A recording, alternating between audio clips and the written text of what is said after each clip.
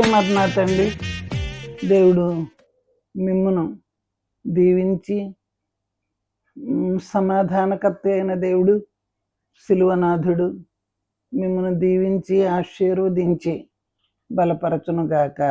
Amen. లూకాసు వార్త 23వ అధ్యాయం 47వ వచనం. శతాధిపతి జరిగినది చూచి, ఈ మనుష్యుడు నిజముగా నీతిమంతుడై ఉండినని చెప్పి దేవుని మహిమపరచెను. చూచుటకై కూడి వచ్చిన ప్రజలందరూ జరిగిన కార్యములు చూచి రొమ్ము కొట్టుకొనుచు తిరిగి వెళ్ళిరి.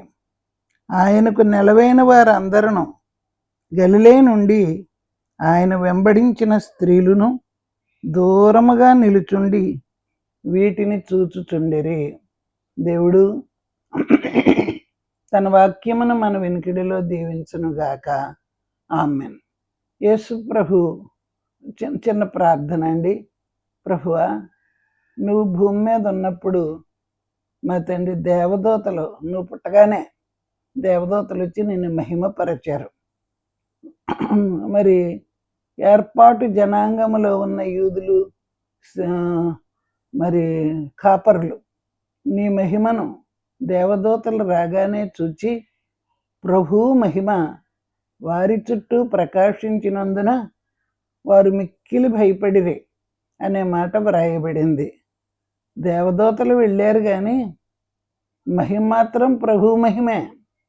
ప్రభు పాకలో ఉన్నప్పటికీ, బాలుడుగా ఉన్నప్పటికీ, తొట్టిలో ఉన్నప్పటికీ, కనబడకపోయినప్పటికీ మహిమ మాత్రం గొల్లల దగ్గరకు వెళ్ళింది. అక్కడున్న కాపరులైన వారు చూచి ప్రభు మహిమను చూచామని వారు సంతోషించారు, ఆనందించారు. అలాగే ప్రభువా, ఇక్కడ కూడా చివరి టైంలో శతాధిపతి మాటలకు ప్రభువును మహిమపరచరి, దేవుని మహిమపరచరి అనే మాట వ్రాయబడి ఉంది. మహిమ పాకలో మాత్రమే కాదు, మహిమ గొల్లల దగ్గర మాత్రమే కాదు, మహిమ జీవితకాలం అంతా మహిమపరచడమే కాదు, మరణములో కూడా మహిమను చూపించావు. స్తోత్రములు, వందనములు. అది శతాధిపతి చూచాడు. ప్రభువా, మేము కూడా చూడాలి, ఆ మహిమ మా కళ్ళకు కనపడాలి, మేము ఆ మహిమలో నిలబడాలి. నీ ఎదుట, నీ వాక్యం ఎదుట ఉండే భాగ్యం మాకు రావాలి తండ్రి. అందుకొరకై నిన్ను ఆశ్రయించుచూ ఉన్నాము. దయతో దీవించి మహిమ, ఘనత, కీర్తి, ప్రభావం పొందుమని యేసునామములో వేడుకుంటున్నాము తండ్రి. ఆమేన్. దేవుడు తన వాక్యమును మన వినికిడిలో దీవించునుగాక. ఈరోజు మనం సిలువ ధ్యానములో ఏం చూసాం? మనకు కనబడింది ఒకటే. అదేంటంటే ప్రభువుని హింసించారు, అన్యాయపు తీర్పు తీర్చారు. వధకు తేబడిన గొర్రె పిల్ల వలె మౌనముగా ఉండి ఆయన నోరు తెరవకుండా ఈ తీర్పులో అన్యాయపు తీర్పు అనుభవించారు. దెబ్బలు తిన్నారు, కొరడా దెబ్బలు. మరి కొట్టారు, తిట్టారు, బాధ పెట్టారు, కాళ్ళతో తన్నారు, అరచేతులతో గుద్దారు, ముమ్మి వేశారు, అనరాని మాట్లాడారు. ఎన్నన్నా ఒక్కదానికి కూడా ప్రభు జవాబు చెప్పలేదు. వాక్యములో ప్రభు ఇలా బతకాలని యెషయా గ్రంథంలో వ్రాయబడిన ఆ అధ్యాయములోని మాటలన్నీ కూడా 53వ అధ్యాయంలో ఉన్న ప్రభు వర్ణనంతా యేసు ప్రభు సిలువ దగ్గర మనం చూసాం. ఆయన ఆ మాటలను మహిమతో అనుభవించారు. ఒక ప్రక్క శ్రమ ఉంది. ఎంత బాధో ఒక మనిషి పడలేనంత బాధ. అలాంటి శ్రమ అనుభవిస్తూనే ప్రభు ఏం చేశారు? మహిమపరిచారు. మరి ప్రార్థనలో కూడా మహిమపరిచితిని అనే మాట ప్రభువు చెప్పారు. పరలోకం నుండి శ్రమకు వెళ్ళడమే మహిమ. అని బయలుపరచబడింది. మహిమను చూచే వారికి మహిమ కనబడింది. మరి మరణం చూచేవారికి శ్రమ కనపడింది. అక్కడ నిలబడిన అనేక మంది ప్రభువును చూచారు. అయ్యో అని ఎంతో ఏడ్చిన వారు ఉన్నారు, కొట్టినవారు తిట్టినవారు ఉన్నారు, మనుషులు ఉన్నారు, దెయ్యాలు కూడా ఉన్నాయి. ప్రభువు యుద్ధరంగంలో ప్రవేశించి సైతానుతో యుద్ధం చేశాడు. ఆ యుద్ధం చేసినప్పుడు ప్రభు లోకములో ఉన్న పాపమంతా, లేని నేరముల జాబితా అంతా, కలుషాత్ముల యొక్క కర్ర సిలువంతా మరి ప్రభువు మోసారు. ఆయనకు ఎవ్వరూ గొప్ప సహాయం చేసిన వారు లేరు. ఒంటరిగా ద్రాక్ష తొట్టిన త్రొక్కి తిని అనే మాట వ్రాయబడింది కదా. ఆయన ఒంటరిగా త్రొక్కాడు, ఒంటరిగా శ్రమ అనుభవించాడు. మన శ్రమ కాలంలో ఎవరైనా సహాయకులు ఉండాలని కోరుకుంటాం. శ్రమ అలాంటిది. దగ్గర ఎవరైనా కనపడాలి, మాట్లాడడానికి ఓపిక లేకపోయినా నా అన్న వాళ్ళు కనపడాలి, నా బిడ్డలు కనపడాలి, నా తల్లిదండ్రులు కనపడాలి, నా భర్త కనపడాలి, నా అన్న వాళ్ళు ఉండాలి అని శ్రమకాలములో మనం చూసుకుంటాం. ఏం చేయలేకపోయినా మరణానికి వెళ్ళిపోతూ కూడా నా అన్న వాళ్ళు ఉండాలని ఆశపడతాం. ఆ ఆశే మరి తీరితే సంతోషిస్తాం. సుఖమైన సంతోషకరమైన మరణం వస్తుంది. మరి ఇప్పుడు ప్రభువు మరణ సమయంలో ఆయన చూపించినది ఏంటంటే అద్భుతకరమైన శక్తి, మహిమ. ఈ మనుషుడు నిజముగా నీతిమంతుడు, మంచి పేరున్న ప్రభు. మరి మనం పేరు చెడగొట్టుకుంటాం మన పనులను బట్టి. మంచి పేరుండాలని అందరికీ ఆశ ఉంటుంది, మంచిగా బ్రతకాలని అందరికీ ఆశ ఉంటుంది. పనులు సరిగ్గా లేకపోతే, ఆలోచన సరిగ్గా లేకపోతే, దౌష్ట్యము మనిషిలో ప్రవేశిస్తే వెంటనే పేరు చెడిపోతుంది. వారు చిన్నబుచ్చుకుంటారు. ఎందుకు అని అంటే సరిగ్గా లేరంతే. అలాగైతే యేసు ప్రభు దగ్గరికి వచ్చేటప్పటికి శతాధిపతి ప్రభువును బాగా గమనిస్తున్నాడు. తన పనిలో డ్యూటీలో ఉన్నాడో, చూస్తున్నాడో, సాక్ష్యం ఇవ్వకుండా ఉండలేకపోయాడు. ఆ సాక్ష్యం ఏదంటే నిజముగా ఇతను ఈ మనుష్యుడు నిజముగా నీతిమంతుడై ఉండెను. నిజంగా నీతిమంతుడు. అసూయ చేత బాధ పెట్టారు చూడలేక. ఇతను చనిపోతేనే కానీ మన పేరు బయటకు రాదని ప్రధాన యాజకులు అసూయపడ్డారు. ప్రభువు వెంట అందరూ వెళ్ళిపోవడం చూసి అసూయపడ్డారు. అసూయపడ్డానికి ప్రభువు చెయ్యబూనుకుని పరలోకం నుండి వచ్చిన ఆయన ఏ పని పూనుకొని చేశారో ఆ పనిలో ఆయన మహిమ తెచ్చారు. చూడండి, మంచి పేరు, సువాసన కలిగినదని వ్రాయబడి ఉంది కదా ప్రసంగిలో. అలాగే మంచి పేరు, గొప్ప ధనం కంటే కూడా మంచి పేరు ఎంతో గౌరవం అంట. అలాంటి గౌరవం ప్రభు సంపాదించాడు. ఆయన తన కొరకు ఏమీ దాచుకోలేదు. ఒక ఇసుకరేణు అంత కూడా ప్రభు తన కొరకు ఏమీ ఉంచుకోలేదు. ఆయనకు అవసరం లేదు కూడాను. అలాగే ఆయన దాచిందంతా మహిమ, ఆయన పుచ్చుకున్నదంతా నీతి. ఆయన మనుష్యుడుగా వచ్చి, అసలైన మనుష్యుడుగా వచ్చి ఆయన అసలైన పనులు చేసి వెళ్ళారు. ఏ పని మీద భూమి మీదకు వచ్చారో ఆ పని పూర్తిగా చేశారు. అది ఆయనకు మహిమ, పంపించిన దేవునికి మహిమ. మన పిల్లల్లో చక్కగా బ్రతకడం చూచినప్పుడు మీరు ఎవరి పిల్లలో అని అడుగుతారు. అప్పుడు ఫలానా వారి పిల్లలం అని పిల్లలు చెప్తారు. పిల్లలు చెప్పినప్పుడు వారి యొక్క ప్రవర్తన, బ్రతుకును బట్టి మనకి గౌరవం వస్తుంది, తల్లిదండ్రులకు గౌరవం వస్తుంది. పిల్లలు సరిగ్గా లేకపోతే ఫలానా వారి పిల్లలు అంటే వాళ్ళ తల్లిదండ్రులే సరికాదు, పిల్లలేమి సరిగ్గా ఉంటారులే అని అంటారు. మంచి పేరు రాదు. ప్రభువుకి మరి పరలోకపు తండ్రి కనుక ఆయన చిత్త ప్రకారము నడిచినందువలన ప్రభువుకు గొప్ప పేరు వచ్చింది. ఆ గొప్ప పేరు ఏదంటే ఈయన నిజంగా నీతిమంతుడు.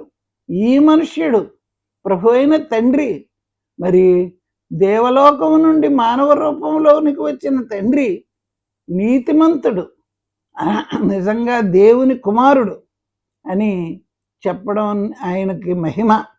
దొంగ చెప్పాడు ఈయన నిజంగా దేవుని కుమారుడే. శతాధిపతి చెప్పాడు ఈయన నిజంగా నీతిమంతుడే. మనం పనిలో ఉన్నప్పుడు మన పని మన బ్రతుకు గౌరవం తేవాలి. అప్పుడు పరలోకం తండ్రికి మహిమ కలుగుతుంది. భూమి మీద ఉన్న అనేక మంది ఇప్పుడు క్రీస్తు నామధారులు భూమి మీద ఉన్నారు. వారందరూ కూడా వారి ప్రవర్తన చూచినప్పుడు, నడవడిక చూచినప్పుడు, భక్తిని చూచినప్పుడు, నామకార్థమైన స్థితి కనుక లేకపోతే, యథార్థమైన భక్తి ఉంటే వారిని మనం నిజంగా మెచ్చుకుంటాం. నీతిమంతులని, భక్తిపరులని మెచ్చుకుంటాం.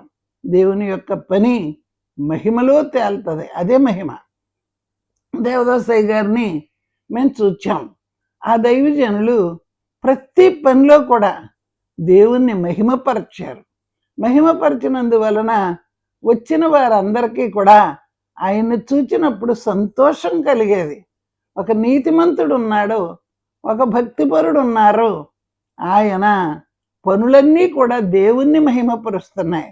బైబిల్ గ్రంథం నిజమని, గ్రంథంలో ఉన్న ప్రభువు మనతో ఉన్నారని, మన భక్తిని బట్టి, ప్రవర్తనను బట్టి, పనులను బట్టి దేవునికి మహిమ కలుగుతుంది.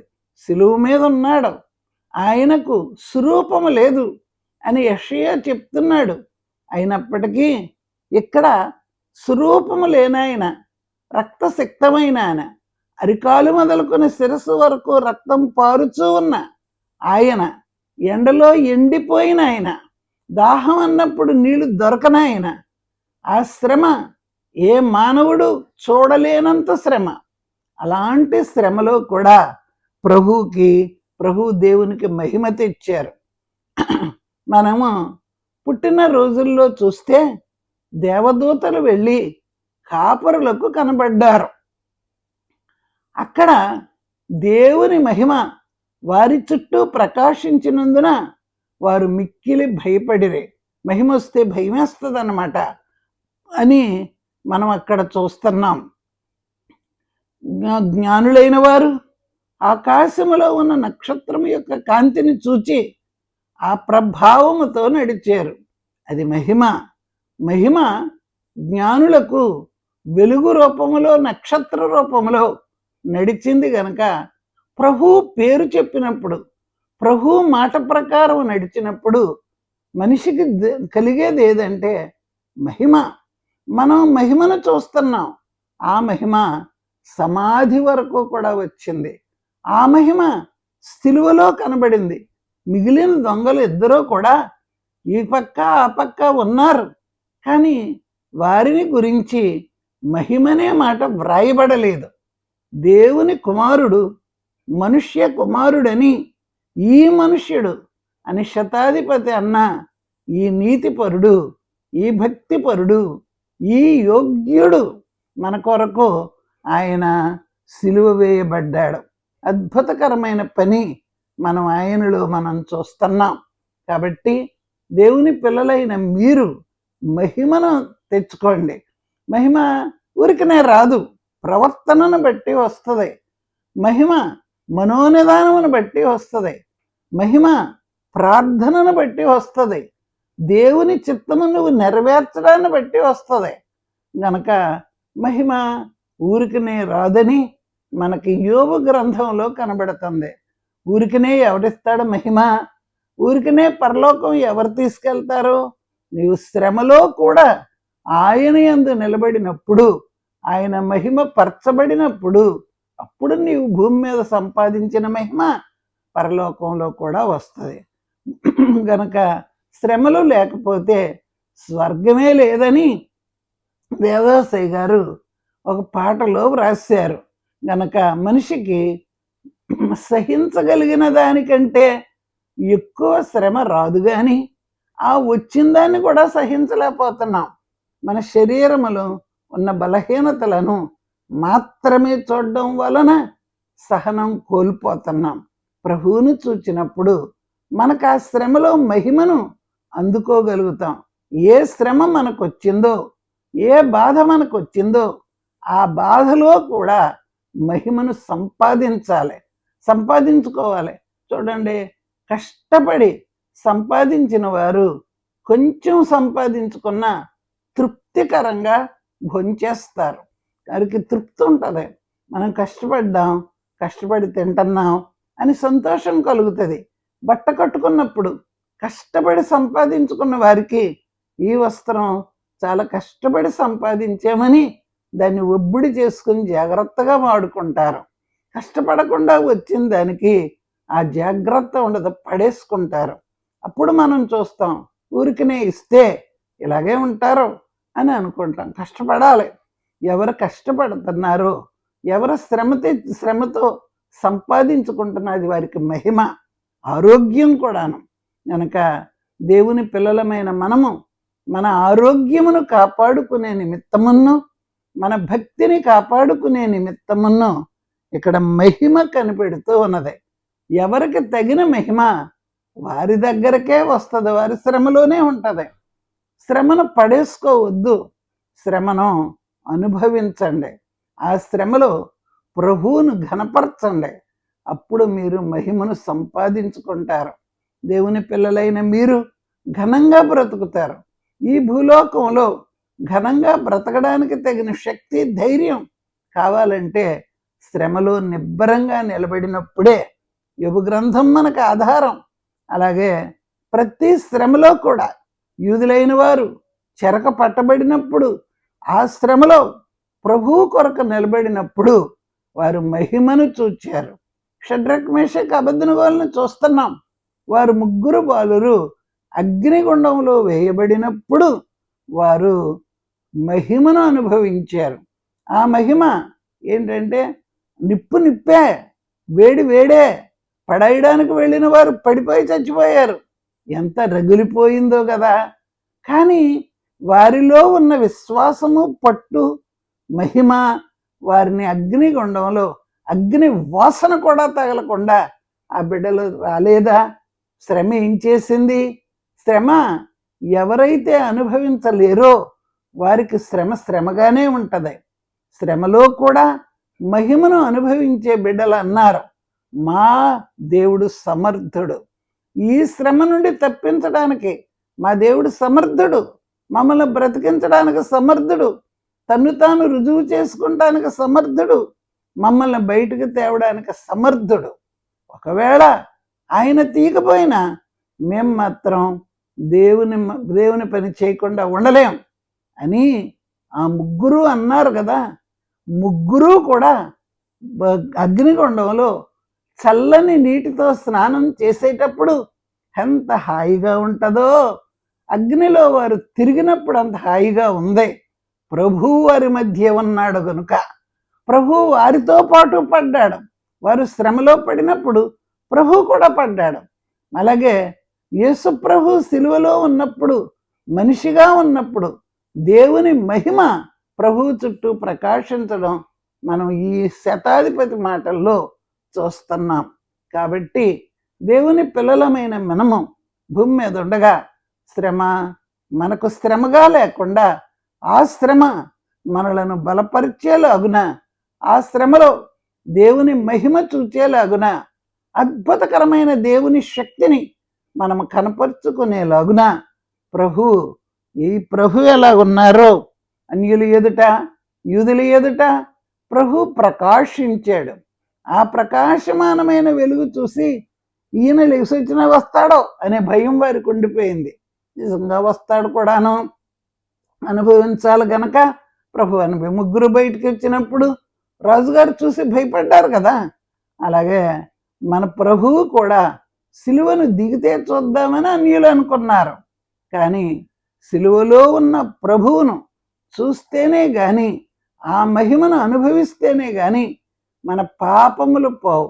ఇప్పుడు పాపములన్నిటికీ ప్రభు వెళ్ళిపోవాలి. జయించాడు. పాప వలన వచ్చిన ఫలితం కూడా జయించాడు. పాప ఫలితము, జబ్బులు, కీడులు, వీటన్నిటినీ ప్రభువు జయించాడు. కనుక దేవుని పిల్లలమైన మనము జయించడానికే దేవుడు మనకు మహిమను సిద్ధం చేశాడు. ఇది ఒక యుద్ధరంగం. ప్రభువుకి సిలువ మీద సైతానుతో ఒక యుద్ధరంగం. ఆ యుద్ధరంగంలో ప్రభువు జయించి మహిమతో ప్రకాశించాడు. పుట్టినప్పుడు ప్రకాశించాడు, చనిపోయినప్పుడు ప్రకాశించాడు. పుట్టినప్పుడు కాపరులు చూచారు, చనిపోయినప్పుడు ప్రభువును గురించి ఈ శతాధిపతి చెప్తున్నాడు. భూమిలో ఉన్న పరిశుద్ధులు అనేక మంది లేచారు అనే మాట ప్రభు చనిపోయినప్పుడు మనం చూస్తున్నాం. వారు లేచి అనేకులకు అగపడిరి. ఎంత ఆశ్చర్యం, ఎంత ఆశ్చర్యం! ప్రభు యొక్క జీవితంలోని మహిమ. భూమిలో ఉన్న చనిపోయిన బిడ్డలు కూడా లేచారని. పునరుద్ధానం అప్పుడే కాదు, ప్రభు చనిపోయినప్పుడు కూడా భూమి వణకంది, బండల బద్దలైనవి. ప్రభువు పరిశుద్ధులు లేచారు ప్రభువుతో పాటు. సిలువలో కనబడకూడదు గనక ఎవరి సహాయం అందకుండానే ప్రభు సిలువను మోసి ఆయన పూర్తి రక్షణ దయచేశాడు. గనుక నా పూర్ణ రక్షకుడు యేసు ప్రభువే, నా పూర్ణ రక్షకుడు యేసు ప్రభువే, నీ పూర్ణ రక్షకుడు యేసు ప్రభువే, లోకమునకు సంపూర్ణమైన రక్షకుడు. నమ్మినా రక్షకుడే, నమ్మకపోయినా రక్షకుడే. నువ్వు మొక్కినా రక్షకుడే, నువ్వు మొక్కకపోయినా రక్షకుడే. నువ్వు మహిమను అనుభవించినా రక్షకుడే, కాకపోయినా రక్షకుడే. కనుక లోకంలో ఉన్న ప్రతి వారికి రక్షకుడుగా పరిచయమై మరి అద్భుతకరమైన మరణము అనుభవించి ఆ సిలువలో మహిమను శతాధిపతి చూడడానికి ప్రభు మనకు దానముగా దయచేసిన ప్రతి పని నిమిత్తమై ఎన్నో వందనాలు చెల్లించుకుందాం. దేవునికి మహిమ తెచ్చుకుందాం. అది నమ్మడమే మహిమ, పని చేయడమే మహిమ. నీ కొరకు ఆయన ఉన్నాడని, ఆయన కొరకు నీవు ఉండడమే మహిమ. ఆయన నీకు పని చేశాడు, నువ్వు ఆయనకు పని చేయి. నువ్వు ఆయన కొరకు బ్రతుకు, అప్పుడు నువ్వు మరి దేవుని మహిమను అందుకుంటావు.